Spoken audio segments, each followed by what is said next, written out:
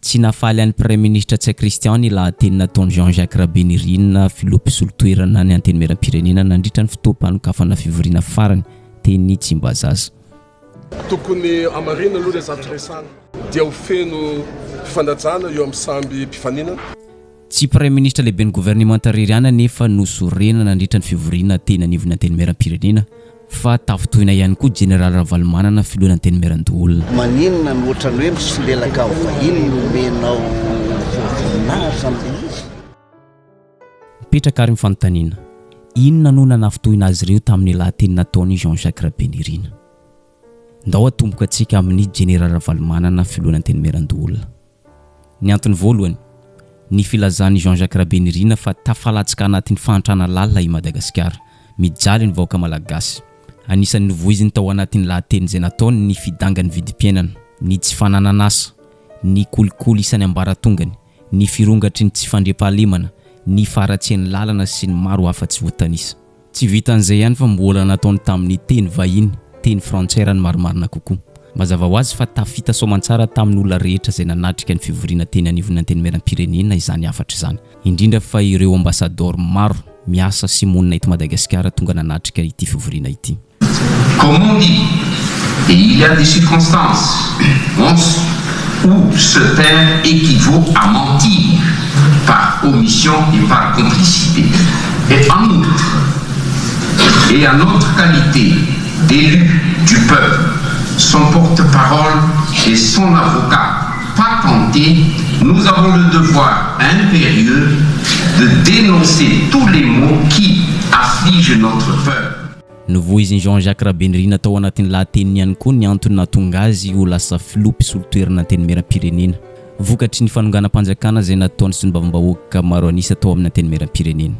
Nitsotra ny marina teo anatrehan'ny olona rehetra izay nanatrika ity fivoriana teny anivony anteny meram-pirenena ity izy. Ao anatin'izany ireo ambassadeur vahiny maro tonga nanatrika ity fivoriana ity hoe tsy nanana faniriana andimbiny toeran'ny filoana anteny meram-pirenena teo aloha izy tahorinana ny esorana azy fa lalàna no naniry azy ho lasa filompisolon-toerana ankehitriny. Efa iarany rehetra mahalala tsara izany rehetra izany. Fa nampiavaka azy tamin'ity lahateny ity dia nataony tamin'ny teny frantsay. Izany hoe mazava tsara fa tsy natao ho an'ny malagasy rehetra izay tonga nanatrika ny fivoriana irery ihany ity afatra ity, fa natao ho an'ny vahiny ihany koa. De son chef, c'est en qualité de président par intérim que j'ai l'insigne honneur de diriger cette ultime session. Toini fampitarana antanana olo kamandimby anarandray tsy satry na anarandreny ngamba ny marimarina koa. Autrement dit, tafitohina General Ravalomanana nanoloana ny lahateny izay nataony Jean-Jacques Rabenirin tamin'ny fiteny frantsay. Satria raha ny amin'ny manokana dia tsy tokony ho fantatry ny vahiny ny raharam-pirenena ato anatiny. Midika zany fa mpisolelaka amin'ny vahiny ny filompisolon-toerana anteny meram-pirenena dia Jean-Jacques Rabenirin. Tsy vitan'izay ihany izy fa nampatsiahy fa i Madagasikara dia efa naleo tena tany tamin'ny taona 1960. Izany hoe tsy tokony hitsabahan'ny vahiny na fantatry ny vahiny ny raharam-pirenena ato anatiny hoy izy. Dia za zany ohatra mampalahelo kely ahy ilay izy zany anteny meram-pirenena meran-doholona zany dia raharam-pirenena anatiny no resahanao. Maninona no ohatrany hoe misolelaka ho vahiny nomenao voninahitra amin'ilay izy. Za zany ohatrany tsy haiko fa ilay mahamalagasy mihitsy nefa ny zareo no nanao ny hoe les français de or. Nefa ny aty izy misolelaka amin'ilay vazaha. Zay zany loatra ny amiko zany aloha tsy haiko izay fijereo fa vehivavy za manoka zany amiko zany tsy mety. Madagasikara dia naleo tena hatramin'ny taona 1970 tokony mahazaka ny raharam-pirenena zany ny malagasy. Tsy nijanona hatreo ny resaka nataony General Ravalomanana fa naveriny novoizina indray ity resaka ity rehefa nitarika fivoriana ara-potoana teny amin'ny anteny meran-doholona izy. Naveriny indray tsy tokony atao teny vahiny na teny frantsay io na teny anglisy ny raharam-pirenena ato anatiny. Satria ny fampiasana teny malagasy mampiseho fa tena tia tanindrazana ny olona anankiray. Tena mampiseho fa mahaleo tena i Madagasikara. Midika fa mireare amin'ny maha-malagasy. Ny joro modely ho an'ny anteny meram-pirenena ity androm-panjakana anteny meran-doholona ity raha ny fanazavany tao amin'ny lahateny izay nataony nandritra ny fivoriana ara-potoana. Anteny meran-doholona dia raharam-pirenena anatiny no sahaniny. taratra ahitana ny fitiavan-tan'ny razana, ny fahaleovan-tena marina ary indrindra koa fréariana amin'ny malagasy no eto amin'ny antenimera doolona. Koa tsy ny teny frantsay no asaina manatrika atao batoerana amin'ny lahateny eto. Za tsy teny frantsay na teny anglisy mihitsy eto fa teny malagasy no atao eto. Tsy nijanona hatreo ity resaka ity fa mbola nitohizany iray. Nilaza izy fa ny filoam-pisolon-toerana ny antenimieram-pirenena anisan'ny taky ny fialan'ny vahiny teto amintsika. Novoizin'izy ireo foana ny resaka hoe tsy mila vazaha nandritra ny hetsika izay nataon'izy ireo nandritra ny fifidianana filoam-pirenena izay natao vao tsy ela teo iny. Ankehitriny mahavariana tokoa fa mifanohitra amin'izay ny zavatra ataon'izy ireo. Lasa pisolelaka amin'ny vazaha, pisolelaka amin'ny vahiny. Mahavariana mantsy dia rehefa manao hetsika ho tombontsoron-tenany ny sasany zany dia mitabataba hoe zay ty tany razana zay dia ohatran'izao tonga hatraminy hoe menana zany ary mbola mandianina rehefa Antananarivo fa nivelany tsika aloha tsy mahita fa soatany eny amin'ny rindrina mihitsy hoe les français dehors, on ne veut pas de français à Madagascar. Lazaina ny masomoka zany azo soatana amin'ny rindrina kanefa rehefa tonga amin'ny fotoana hitadiavana tombontsoa ho an'ny tena hitadiavana toerana dia lasa indray mandeha makany amin'ireo hoe vahiny izay aratsiana izay andrangitana any malagasy ho ankalaina izany. Fantaniana tsara petraka dia zao fa nahoana ny filoana antenimieran-dolona no mametraka izany resaka izany. Fangatsy nanao lahateny tamin'ny fiteny malagasy ihany koa Jean-Jacques Rabénirina nandritra ny lahateny izay nataony teny anivon'ny antenimieram-pirenena. Valiny dia eny nanao tamin'ny fiteny malagasy izy ary nanao lahateny tamin'ny fiteny frantsay. Afaka rajika eto ny ampahany tahirin-tsary tamin'ny 7 Mey 2024 lasa teo. Ny fidanga ny vidim-piainana izay tsy mitsaha miakatra isan'andro vaky izao. Ny firongatry ny tsy fandripahalemana manerana ny nosy ka zary toa tsy misy vidiny intsony ny ain'olombelona ary tsy voaro ny fananana. Tsy fisitrahana ireo zo farafahakely eo anivon'ireo filana fototra enti manatsara ny fiainana andavanandro, ohatra amin'izany ny fahasalamana, ny fampianarana sy ny fanabeazana ary indrindra ny fisitrahana ny jiro sy ny rano. Fitokonana sy fitakiana etsy seroa, ohatra amin'izany ny fitakiana ataon'ireo syndicat, ny mpianatra sy ireo mpampianatra eny amin'ny anjery manontolo izay saika miseho lany isan'andro vaky. Nivoaka tamin'ny fangina ny maître Yantra nanoloana ny réaction ny filoana antenimieran-dolona iny. Raha ny aminy manokana dia tsy mahagaga ny réaction ny général Ravalomanana tamin'ny lahateny izay nataony Jean-Jacques Rabénirina iny satria ny fomba nahatongavany ho lasa filoana antenimieran-dolona dia fanonganam-panjakana, coup d'état no natafapetraka azy teo amin'ny toerana. Araka izany tsy mahagaga raha tafitohiny izy manoloana ny fitenenana ny zava-misy maharary ny vahoaka, maharary ny firenena ankehitriny. No disony maître Yantra ny filazana hoe ny tolona izay natao nandritra ny fifidianana filoam-pirenena teto amintsika dia mitaky ny fialan'ny vazaha.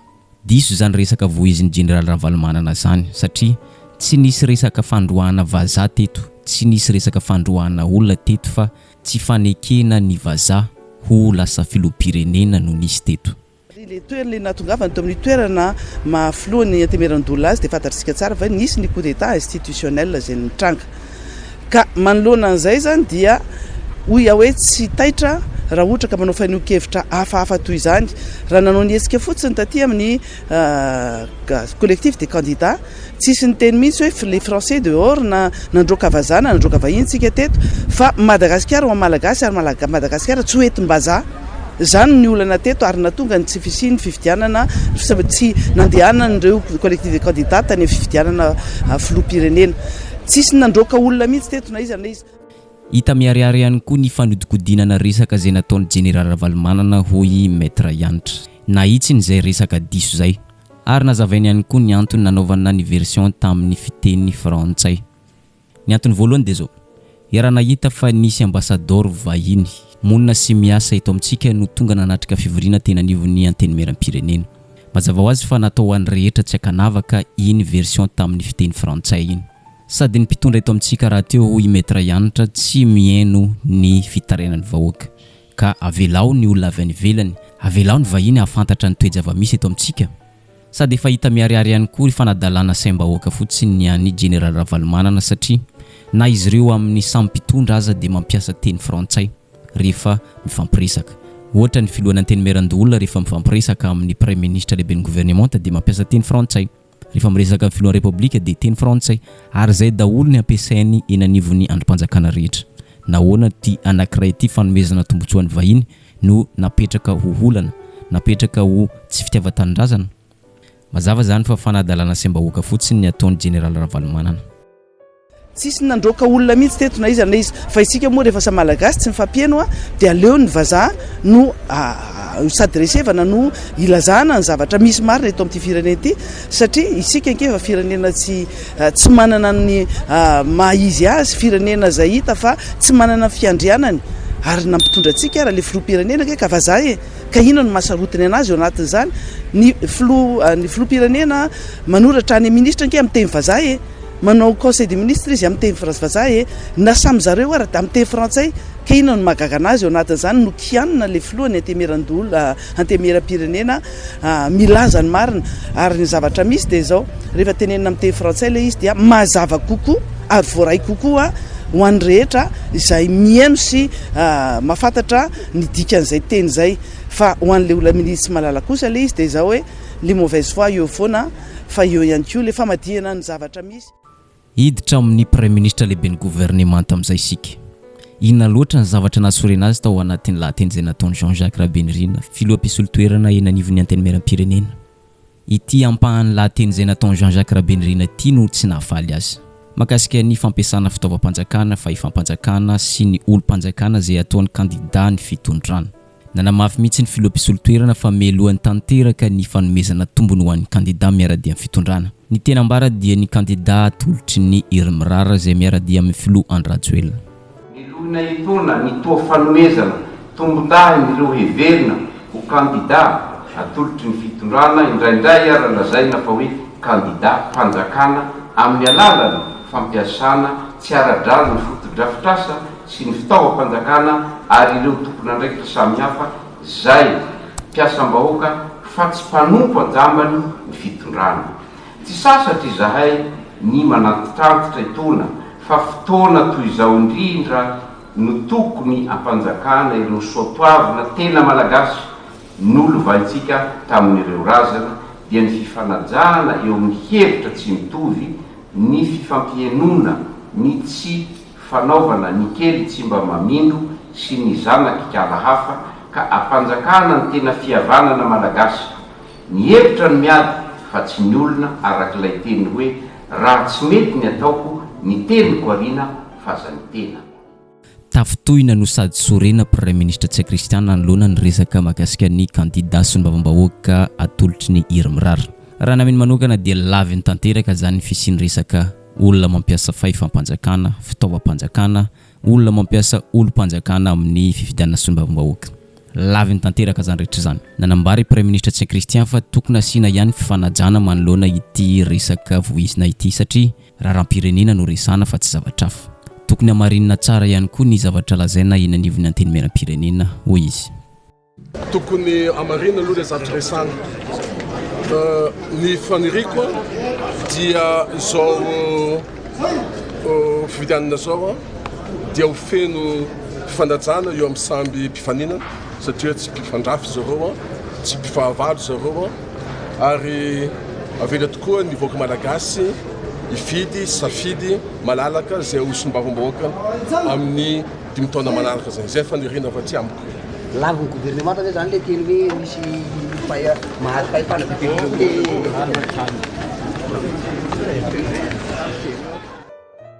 midiky zany fa odian'ny Premier Ministre lehibe ny gouvernement tsy hitany toe-java-misy eto amin'ny firenena.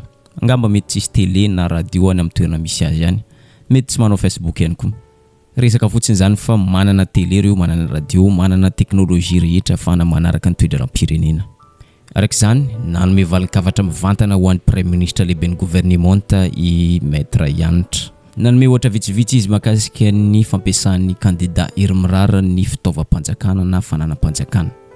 Ohatra ny raisiny tamin'izany ny candidat ao amin'ny boriboritany voalohany mampiasa tellement amin'ny alalan'ny SMS sy ireo antso maro hafa izay entina ny tanàna ny vahoaka ho tonga anatrika ny propagandy. Ira-malala fa tellement dia semi privé, zany hoe misy ampahany ho an'ny fanjakana, zany hoe fitaovam-panjakana io nefa entina ny tanàna ny vahoaka ho tonga amin'ny fampelezan-kevitra. Iza ny candidat ao amin'ny boriboritany voalohany? Ireto ny candidat ato amin'ny boriboritany voalohany dia Augustin Andriamananoro sy Tahina Razana Mahiva. Ny tellement ho ampiasainy ny candidat-panjakana amin'ny boriboritany voalohany entina manentana ny olona amin'izao fotoana izao anatrika an'izay zavatra tiany atao amin'ny fampelezan-kevitra ara-piso.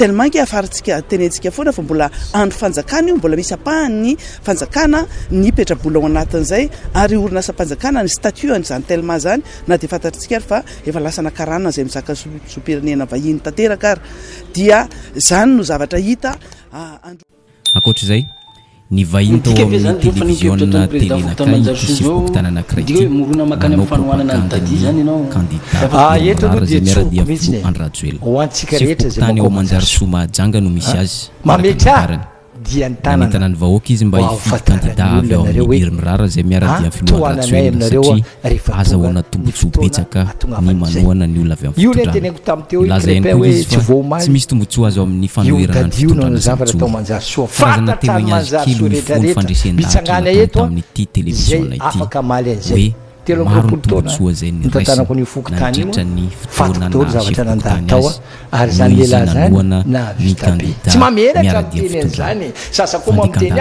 zao tsy midika ve zany zao fanio kevitra ataon'ny président Fokotany Manjarisoa zao midika hoe morona makany amin'ny fanohanana ny dadi zany ianao eto aloha dia tsoroko mihitsy ho antsika rehetra zay makoa Manjarisoa mametra dia ny tanana mba hahofantaran'ny olona nareo hoe tohananay aminareo rehefa tonga ny fotoana atongavan'izay.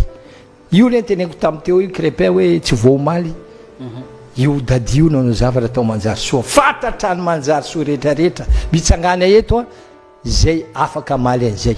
13 taona ny tantanako ny Fokotany io fatako daholo zavatra nandalo tao ary zany lehilahy zany na vita be tsy mameratra miteny an'izany sasa koa mamiteny zao tsy voandroany nanaovana an'izay zavatra zay efa ela ary mbola nitoizany ary mino afa tsy janona treo zay ihany koa eto le dia tsoroko mihitsy tsy mba fanaonay ny manohatra fanjakana zany raha tehinao ampandrosy ny tanànanao miara amin'ny fanjakana mba hahafahanao mametraka ny tanànanao ho modely eto atapy-tanàna Mahajanga ty.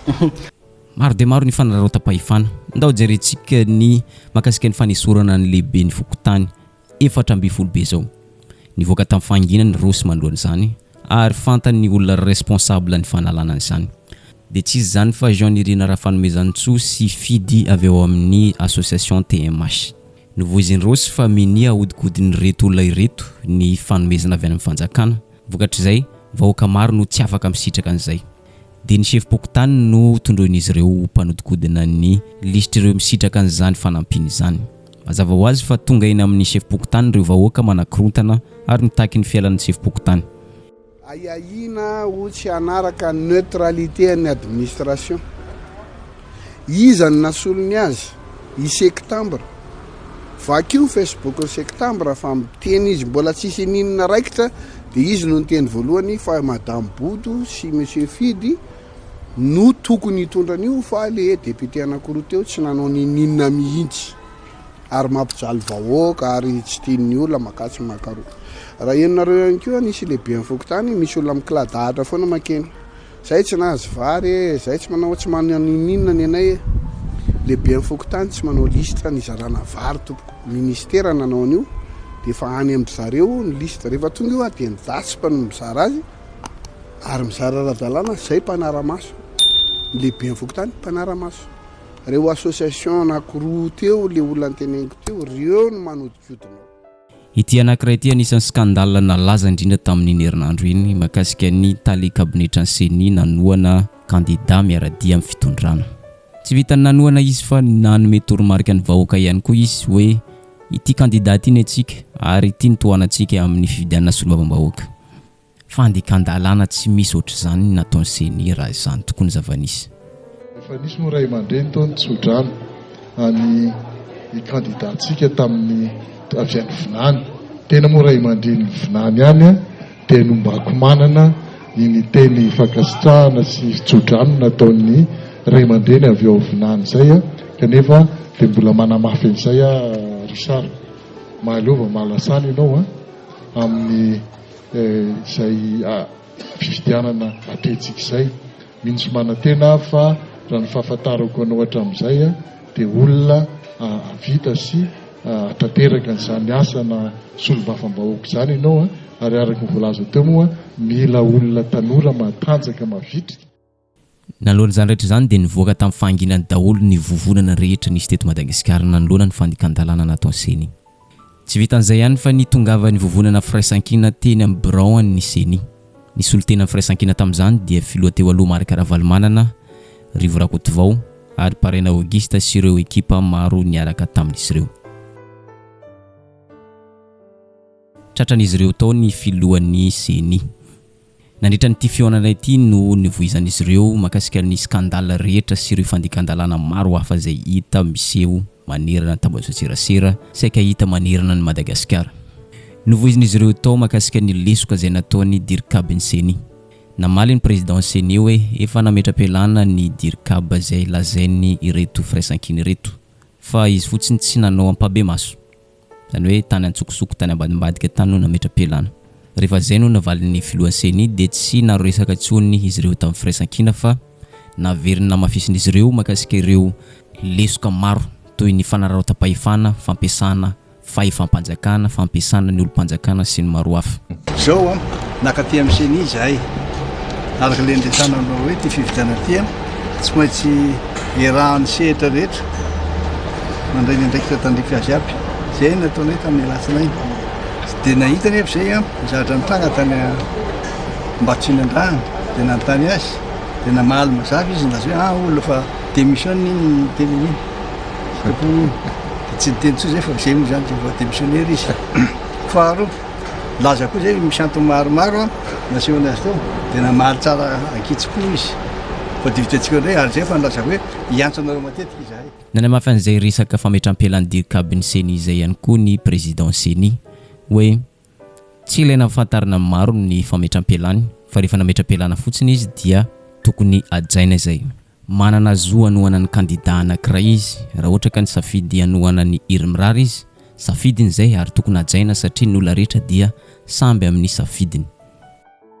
Dia eto no itenenako amintsika fa efa nametra-pialana ny dirikabiny CENI ny alohany nandraisany anjara tamin'ny fanohanana kandida anankiray ka dia tsy tokony hisy ampirorosainantsika fa ny CENI dia manaza tanteraka ny sotoavy ny fe azy ary ny dirikabo koa dia fantatratsika fa olona tsy mahafapo ny Rivo Rakotovao ny valitenin'ny filohan'ny CENI fa dia efa izay ny zavanisy tao dia tsy maintsy nekeny zany fa kosa nilaza Rivo Rakotovao fa tsy handevitra ny firaisan-kina manoloana ny fampiasana fahefam-panjakana ny olo-panjakana sy ireo fanararaotam-pahefana maro hafa miseho amin'ny endrika maro samihafa manerana ny Madagasikara.